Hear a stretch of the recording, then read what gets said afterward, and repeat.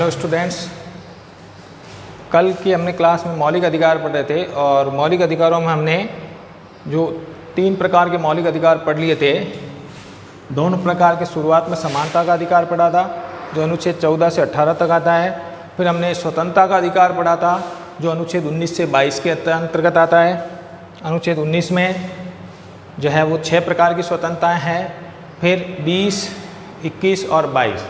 ठीक है, अनुच्छेद जो 20 है उसमें हमने पढ़ा था कि निवारक दोषबंदी जो है उसको, और 21 में जो है जीवन की स्वतंत्रता का अधिकार पढ़ा था, और अनुच्छेद 22 में जो हमने बंदी जो लोग हैं उन लोगों को है कुछ अधिकार या कुछ स्वतंत्रताएं प्रदान की गई है। ठीक है, अब हम पढ़ेंगे तीसरे प्रकार की जो स्वतंत्रता है उसके बाद। तो हमने एक चीज़ जानी थी कि किसी व्यक्ति को बिना किसी कारण के गिरफ्तार नहीं किया जा सकता, ऐसे कुछ प्रावधान है। लेकिन समय समय पर निवारक नज़रबंदी कानून बना करके, और इस प्रकार के कानून सरकार के द्वारा बनाए गए हैं जिसमें किसी भी व्यक्ति को बिना इस प्रक्रिया के अपना ही गिरफ्तार किया जा सकता है। तो निवारक नज़रबंदी का उद्देश्य हमने पढ़ा था क्या होता है, किसी व्यक्ति को अपराध करने से, अपराध होने नहीं बल्कि अपराध करने से रोकना होता है।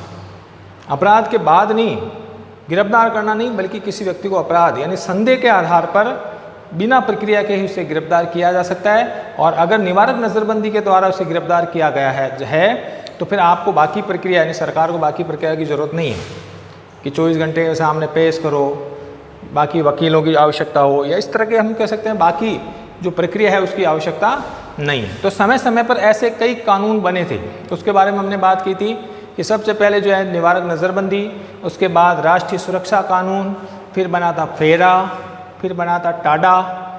ठीक है, टेररिस्ट एक्टिविटी को रोकने के लिए टेररिस्ट एक्टिविटी टाडा बना था 1990 के आसपास। फिर आया था आपके पोटो और फिर आया था पोटा। तो इस तरह के ये कानून हैं जो आपकी अगली की कक्षाओं में है। तो निवारक नज़रबंदी की आलोचना की जाती है, कारण कि कुछ लोग कहते हैं कि ये सरकार को क्या करती है, अनियंत्रित कर देती है। ठीक है, निरंकुश है, क्योंकि उसमें फिर किसी प्रक्रिया का पालन नहीं किया जाता। तो निवारक नज़रबंदी की जो आलोचना है या निवारक नज़रबंदी का अगर मूल्यांकन करें, निवारक नज़रबंदी के जो प्रावधान हैं समय समय पर जो बनाए गए हैं, अगर उसका मूल्यांकन करें तो उसकी आलोचना की जाती है। तो सबसे पहले उसकी क्या क्या आलोचना की जाती है उसके बारे में हमने चर्चा की थी। अब पहले तो आपको याद रखना है कि निवारक नज़रबंदी से संबंधित कानून कौन कौन से बने हुए हैं।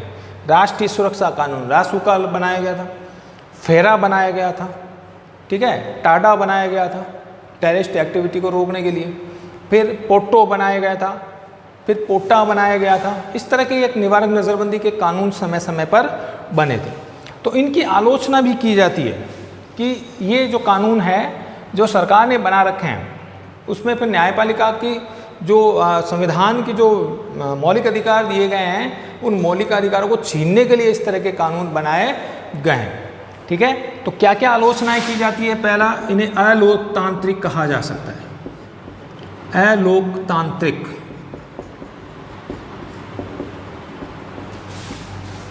कुछ आलोचक कहते हैं कि इसमें ये कानून बना करके सरकार ने जो लोकतंत्र की हत्या कर दी है ये अलोकतांत्रिक है। क्यों? क्योंकि इसमें किसी भी कारण बिना कारण के गिरफ्तार कर लिया जाए, संदेह के आधार पर ये व्यक्ति टेररिस्ट एक्टिविटी करेगा या ये व्यक्ति देश के लिए खतरा है।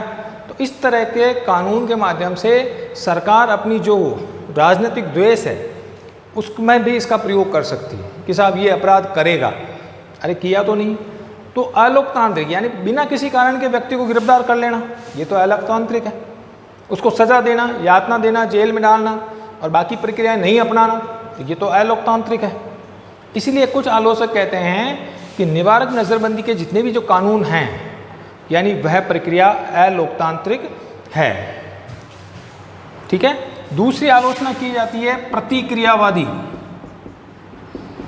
प्रतिक्रियावादी, प्रतिक्रिया मतलब अगर जिसको भी सरकार दंड देना चाहे या कोई उनके राजनीतिक द्वेष रखने वाला व्यक्ति है, ठीक है, तो उसके खिलाफ प्रतिक्रिया करके और सरकार इस कानून को हथियार के रूप में प्रयोग कर लेती है और किसी भी व्यक्ति को बिना कारण के जेल में डाल दिया।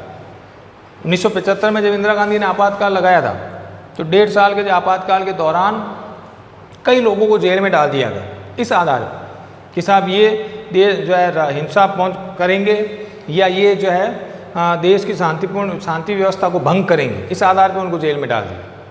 तो हम ये कह सकते हैं कि इसकी प्रतिक्रिया या ये प्रतिक्रियावादी है सरकार जिससे भी अपना राजनीतिक द्वेष निकालना चाहती है, इस कानून के माध्यम से उनको गिरफ्तार करके और अपना राजनीतिक द्वेष, अपना राजनीतिक उल्लू सीधा कर सकती है। ठीक है, तो इसलिए इसकी आलोचना की जाती है, प्रतिक्रियावादी है। तीसरी इसकी एक और आलोचना की जाती है कि ये संविधान की महान असफलता है, संविधान की एक असफलता है, क्योंकि फिर तो संविधान मौलिक अधिकारों का मतलब ही नहीं। मौलिक अधिकार जो अनुच्छेद 20 में आपको बताया गया है, 22 में बताए गए हैं, उसका कोई मतलब ही नहीं है। क्यों? क्योंकि संविधान निर्माताओं का ये उद्देश्य नहीं था। संविधान निर्माताओं का उद्देश्य था जनता को मौलिक अधिकार उपलब्ध कराना, उन पर प्रतिबंध लगाना नहीं था।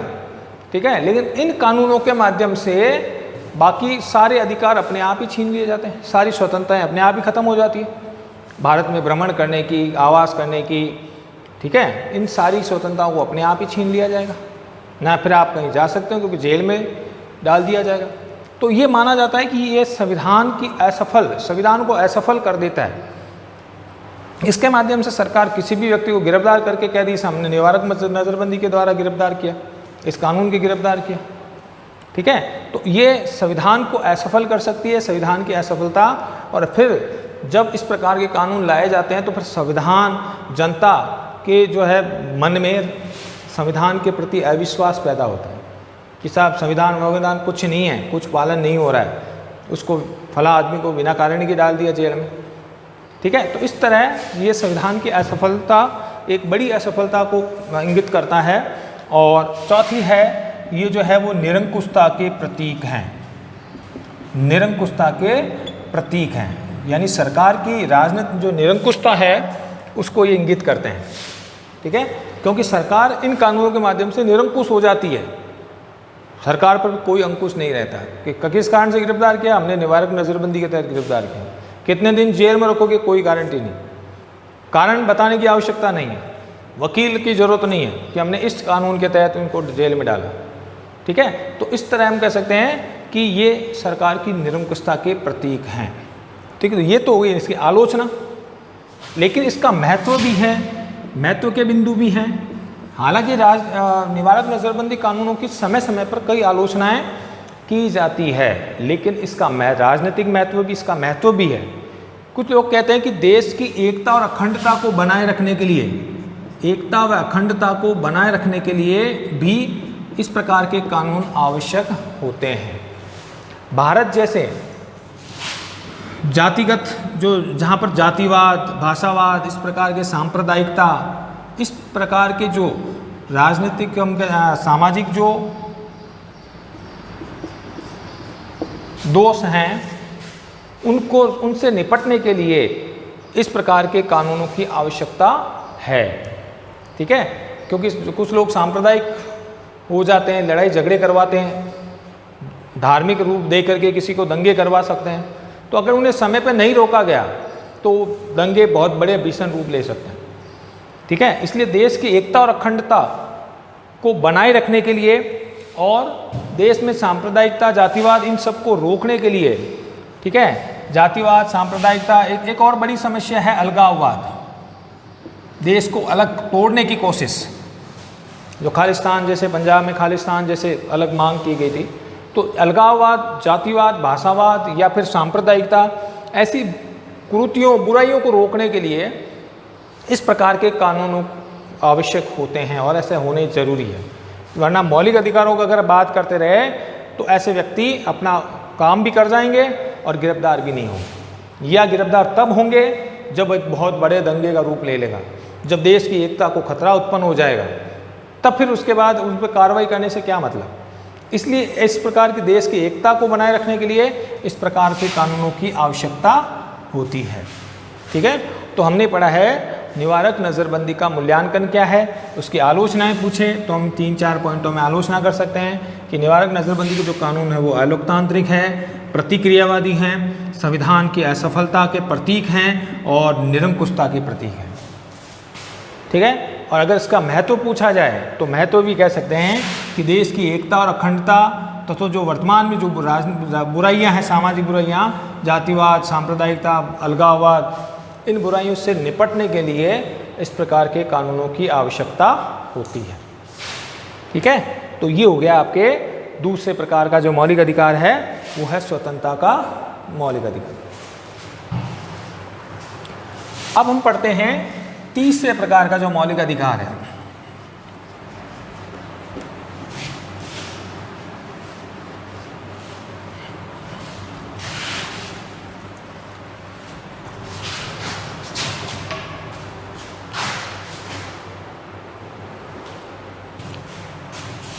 तीसरे प्रकार का जो मौलिक अधिकार है वो है शोषण के विरुद्ध अधिकार। शोषण के विरुद्ध अधिकार।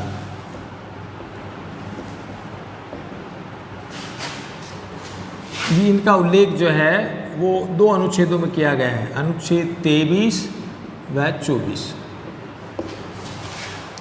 शोषण के विरुद्ध अधिकार, इनके लिए दो अनुच्छेदों का उल्लेख किया गया है, अनुच्छेद 23 और अनुच्छेद 24। ठीक है, तो ये शोषण के विरुद्ध अधिकार क्या है? तो अगर हम देखें अनुच्छेद 23, वो बाल श्रम व बेगार प्रथा पर रोक लगाता है।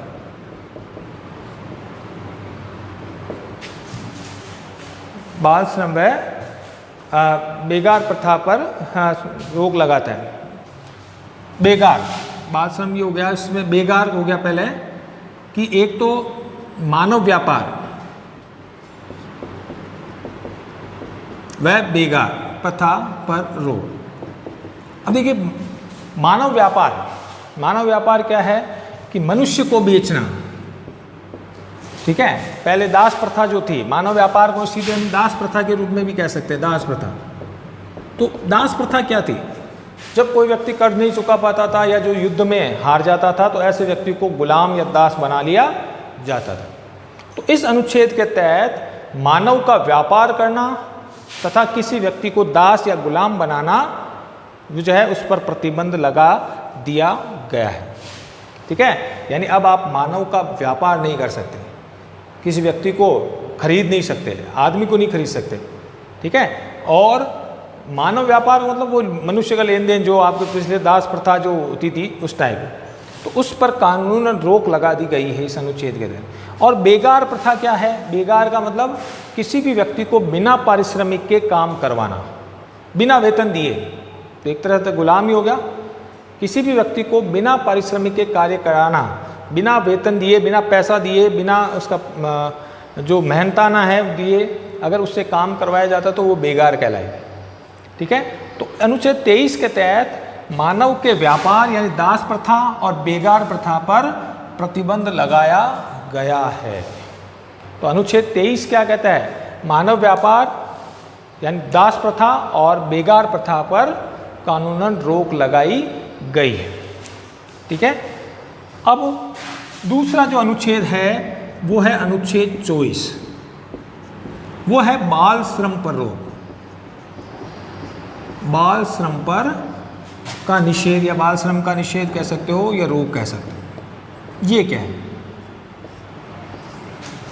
देखिए बाल श्रम यानी बच्चों से जो कठोर कार्य करवाना। ठीक है, इस अनुच्छेद के तहत 14 वर्ष से कम आयु के बालकों, 14 वर्ष से कम आयु के बालकों से कठोर कार्य करवाना। कैसा कार्य करवाना? कठोर। कठोर मतलब जिससे शरीर को नुकसान हो सकता है। ठीक है, जिससे जान को खतरा हो सकता है, जैसे खानों में विस्फोटक जो सामग्री वाले जो उद्योग हैं वहाँ पर। ठीक है, इस प्रकार इनसे जान का जोखिम होता है। तो ऐसे 14 वर्ष से कठोर आयु के बालकों को जोखिमपूर्ण कार्य करवाना या जिससे शरीर को खतरा हो सकता है, ऐसे कठोर कार्य कराने पर कानूनन रोक लगा दी गई है। तो जैसे कि आपने पढ़ा था इससे पहले 21 क में हमने पढ़ा था कि जो 86वें संविधान संशोधन से जोड़ा गया था, क्या जोड़ा गया था कि 14 वर्ष से आयु के बालकों के लिए जो है वो शिक्षा का प्राप्त करना, RTE, राइट टू एजुकेशन, यानी प्रत्येक 14 वर्ष से कम आयु का बालक शिक्षा प्राप्त कर सकता है। ठीक है, उसी प्रकार बच्चों से कठोर कार्य करवाने पर यह अनुच्छेद रोक लगाता है। यहाँ पर ये शिक्षा दे रहा है, शिक्षा का अधिकार बना दिया गया है कि हर 14 वर्ष से कम आयु का बालक शिक्षा प्राप्त कर सकता है। नीति निर्देशक तत्वों में भी जोड़ा गया है 45 का में, इसमें नीति राज्यों को निर्देश दिए गए हैं कि 14 वर्ष से कम आयु के बालकों को आप शिक्षित करो। यहाँ पर इसे मौलिक अधिकार बना दिया गया है 14 वर्ष से कम आयु के बालकों को शिक्षा देना। और यहाँ पर बाल श्रम यानी 14 वर्ष से कम आयु के बालकों को कठोर कार्य या जोखिमपूर्ण कार्य करवाने पर कानूनन रोक लगा दी गई है। जोखिमपूर्ण कार्य जिससे जान को खतरा है। ठीक है, जैसे खानों में काम कर रहे हैं या मादक पदार्थों का जो काम कर रहे हैं बनाने में, या ऐसे उद्योग जिससे जान के जोखिम है, नुकसान जान का जोखिम है, ऐसे कार्यों को कराने पर कानूनन रोक लगा दी गई है। ठीक है, तो किस पर रोक लगाई गई है? कठोर कार्य और जोखिमपूर्ण कार्य, किसको? 14 वर्ष से कम आयु के बालकों। तो इस तरह तीसरा जो प्रकार का जो हमारा मौलिक अधिकार है, पहला समानता पढ़ लिया, स्वतंत्रता पढ़ लिया, तीसरे प्रकार का जो मौलिक अधिकार है वो है शोषण के विरुद्ध अधिकार। इसमें कितने अधिकार दे रखे हैं शोषण के विरुद्ध अधिकारों में? 2 अधिकार, अनुच्छेद 23 और अनुच्छेद 24। ठीक है, कौन कौन से? अनुच्छेद 23 क्या करता है? मानव व्यापार यानी दास प्रथा, यानी किसी भी व्यक्ति को जो है किसी व्यक्ति का मानव का व्यापार नहीं किया जा सकता, किसी व्यक्ति को खरीदा और बेचा नहीं जा सकता। ठीक है, और दास प्रथा, बेकार प्रथा, यानी बिना किसी पारिश्रमिक दिए किसी व्यक्ति से कार्य करवाना, इन दोनों चीज़ों पर रोक लगा दी गई है, निषेध कर दिया गया।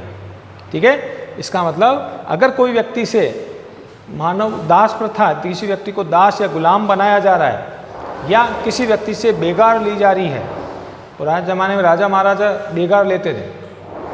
ठीक है, यानी उस टाइम जब राजा के महल बनते थे या राजा के जब कोई कार्य होता था तो गांव के हर व्यक्ति से एक घर से एक व्यक्ति को बेगार देने जाना पड़ता था।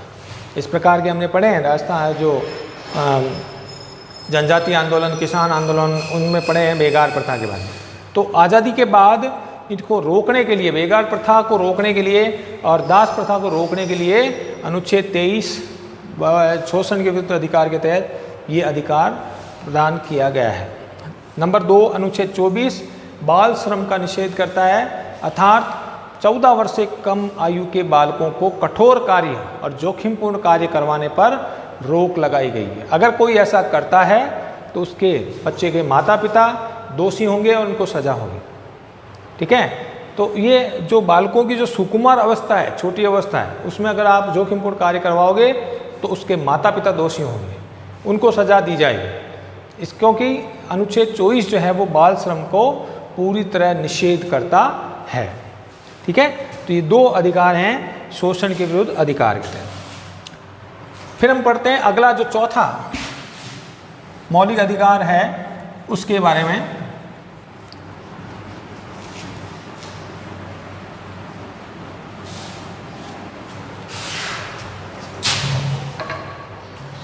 चौथे प्रकार का जो मौलिक अधिकार है वो है धार्मिक स्वतंत्रता का अधिकार।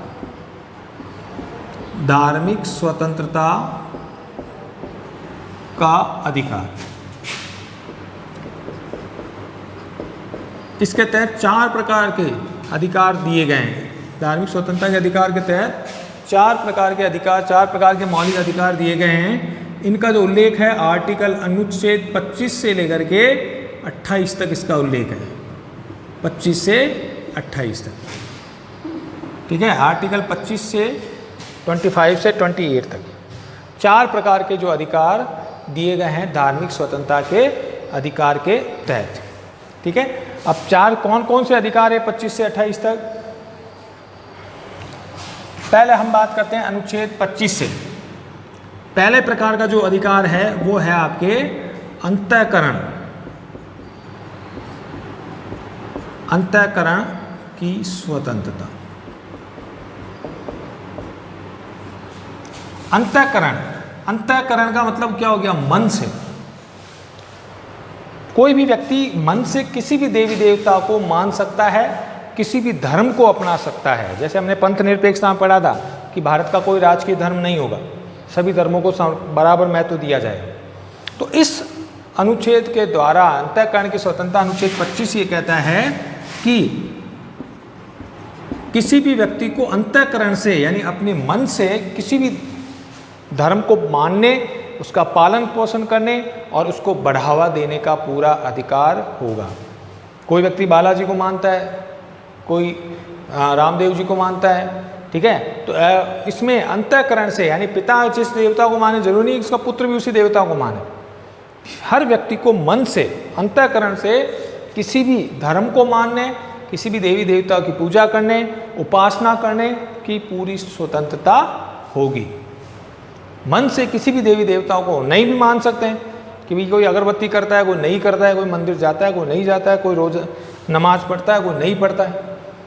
किसी भी धर्म को मानने और उसका पूजा पाठ करने या उसके जो धार्मिक संस्कार करने का जो पूरा अधिकार है, ये स्वतंत्रता कहलाती है अंतःकरण की स्वतंत्रता।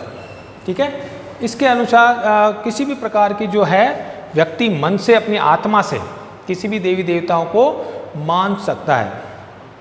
फिर आता है अनुच्छेद 26 जो है वो अगला जो पहला आर्टिकल हो गया आपके, इसमें दूसरा आ गया अनुच्छेद 26 जो कह सकते हैं धार्मिक मामलों के प्रबंध की स्वतंत्रता। धार्मिक मामलों के प्रबंध की स्वतंत्रता,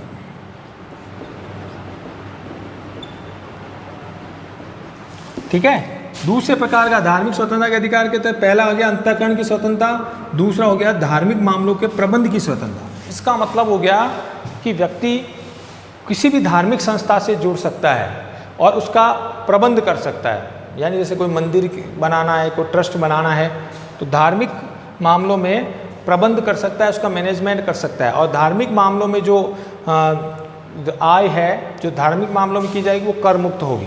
तो इस तरह हम कह सकते हैं कि धार्मिक मामलों में किसी भी प्रकार का जो है प्रबंध किया जा सकता है।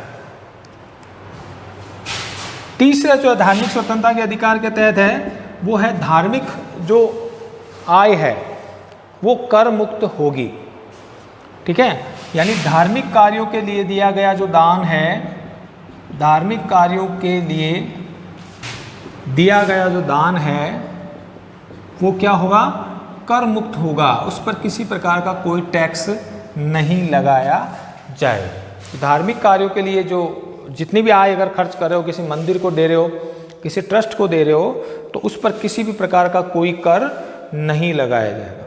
ठीक है, तो इस तरह धार्मिक, इस चौथे एक और अधिकार है अनुच्छेद 28 इसमें गिल सकते हो चौथे प्रकार का, उसमें है कि धार्मिक शिक्षण संस्थाएं चलाने का अधिकार है।